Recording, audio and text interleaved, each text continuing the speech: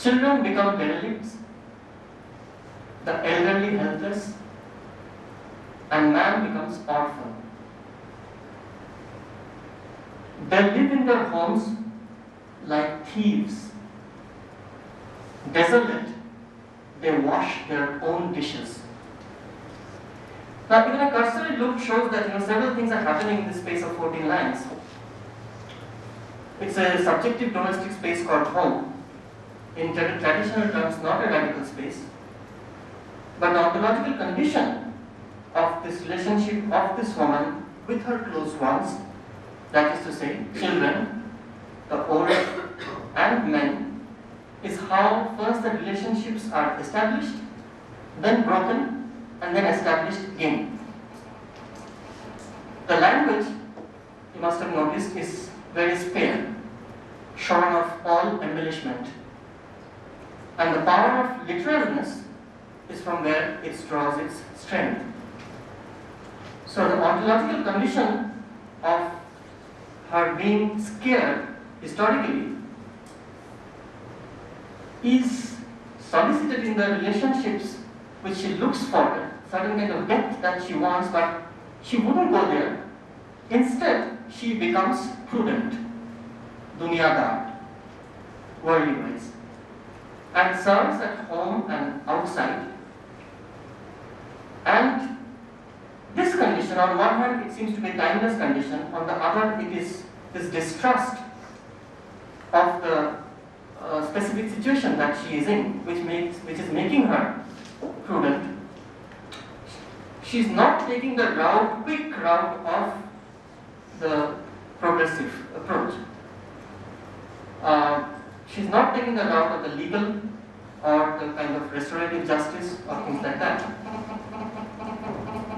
What she does instead, if you knock on the second stanza, she cries. There's a crescendo. She cries, and then the tenor goes up. She reproaches, and then she curses. So first she reacts and then begins to act.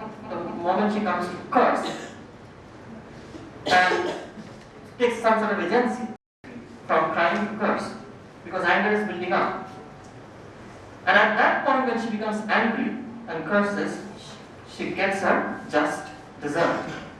That is to say, she is beaten up and dies. So there is a silence at this point, and this poem would have ended in this nihilistic silence, and we would have pondered about this helplessness. But then in the last 4 lines, there is a turn. The helplessness is now turned over to the world, which cannot do without her. And the sheer wastage of her non-existence, the full implications of treating her as a pitiable, unequal creature, is played out at the sheer helplessness of the world at large, the other world, the others, us, who could have chosen to form a relationship with her, but we did not. So it is not that she is bound or holding to a place to conserve, that is to say home, but her acts and her eventual death reveals the constricted sphere of our own historical narcissism, of which we are all prisoners of. So therefore the world is now derelict and orphan. The man is orphan without his partner, and therefore he is an abject poacher, a lurcher, a scared rat in his own home.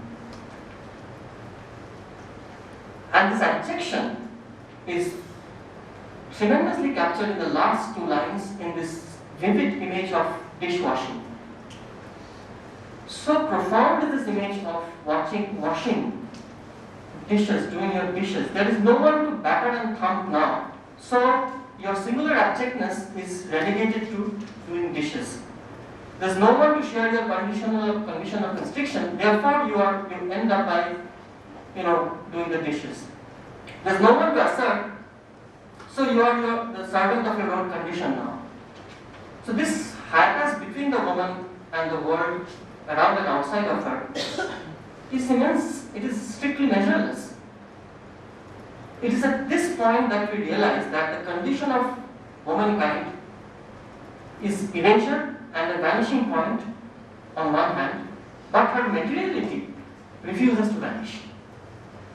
It returns as this terrible power of extracting retribution by creating this unbinding of being, this void, this sacrifice of sacrifice. This is a kind of solar catastrophe that we see in this particular point of dishwashing. So the piety and poetics of experience now turns,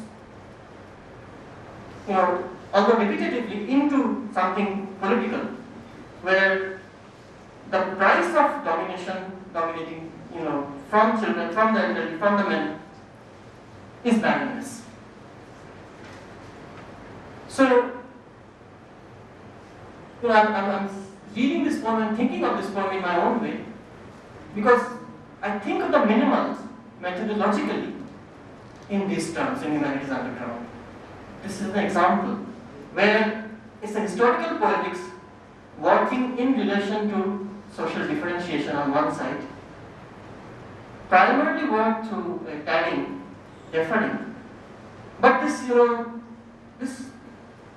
the spectre comes back which refuses closure.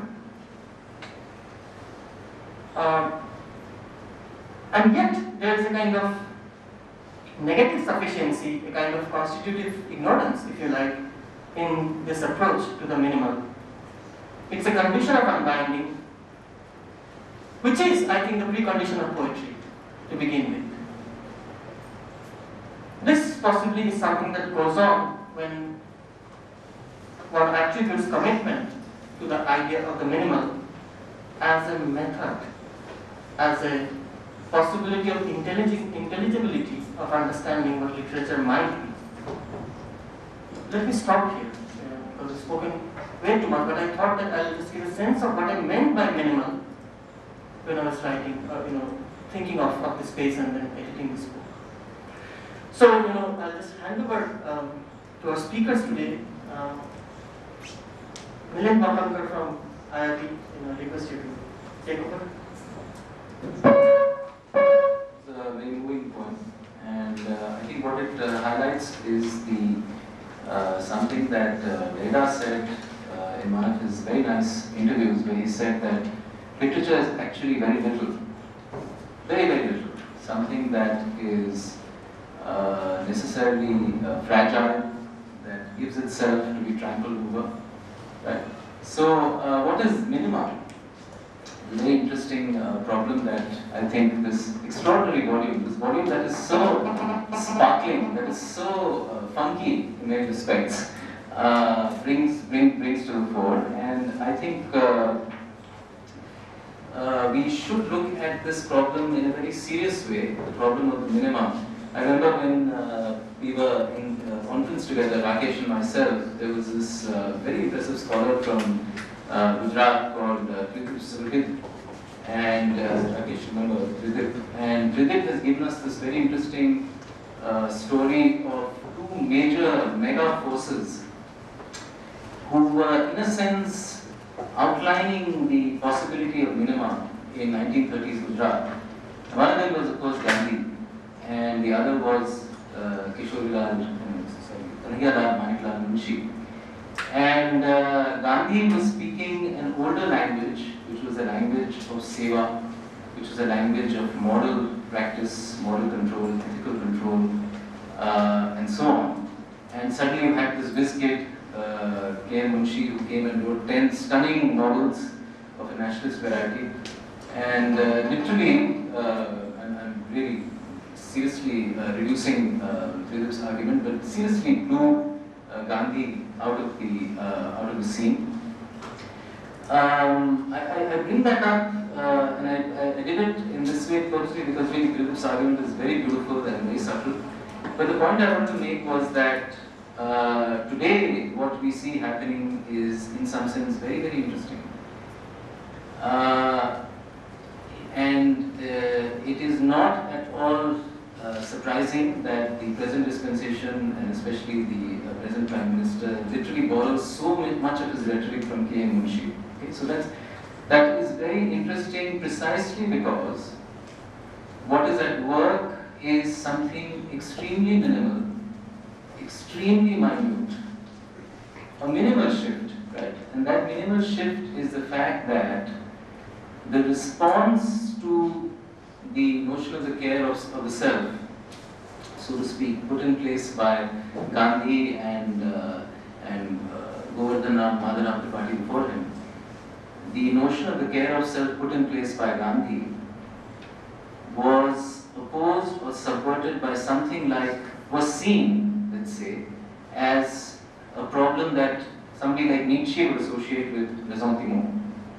Right? The problem, the idea of the care of the self, the minimal work of the self on the self, the minimal reflexive moment whereby the self works on the self, was seen by certain quarters of that particular period as essentially a form of ressentiment. That is to say, it was the language of the weak.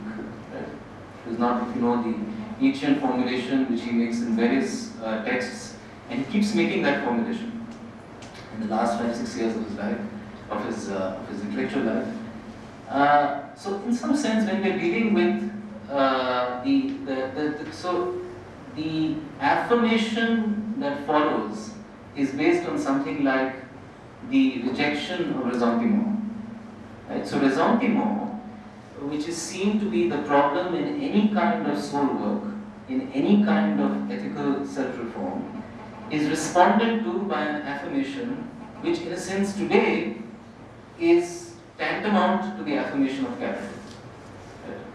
So, if there was something extraordinarily fragile and poignant, and yet very strong and very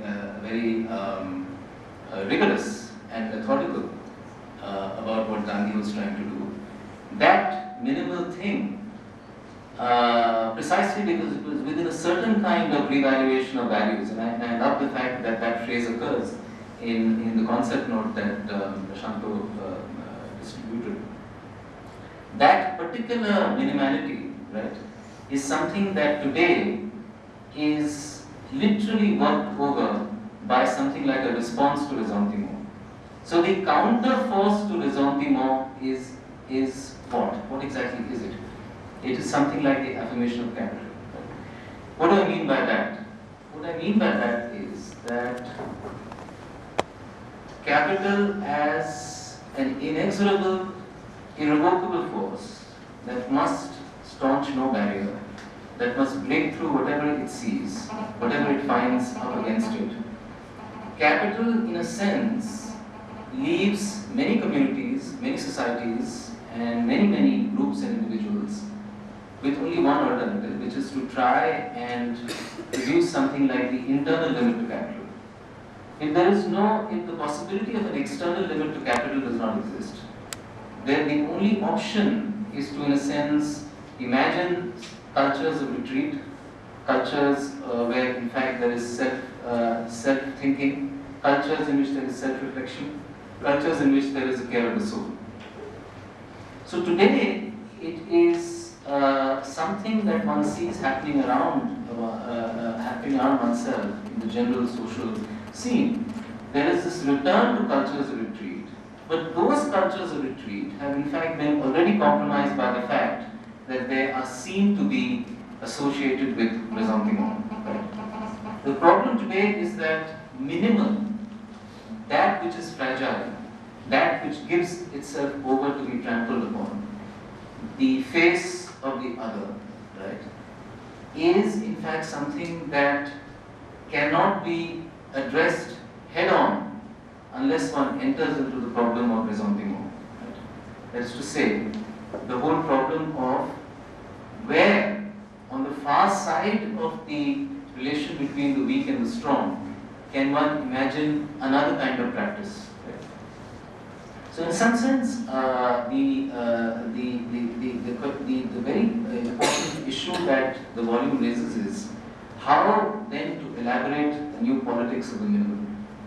And where would that minimality lie?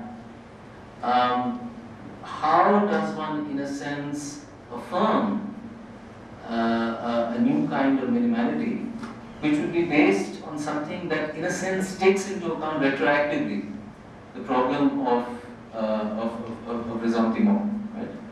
In any kind of soul work, in any kind of practice that takes itself seriously, there is a sense in which it is a work of the soul on itself. Therefore, it is the self trying to uncover, trying, in a sense, to return to something like a primal wound, a primal cut, something that instituted the possibility of biography, the possibility of life, the possibility of living. How does one, in a sense, enter into that? If, in fact, right at the outset, within the kind of affirmations that one sees around oneself today, those are already written away or pushed out as notions or ideas of self-making that do not belong to the language of the strong.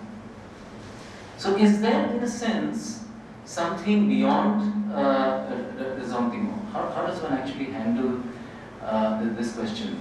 And if one actually enters into the problem, it is, I think, a question of understanding what that internal limit might be. What exactly is the nature of the internal limit to capital? So, I mean, there are two or three issues that come together when one actually addresses that issue. Is the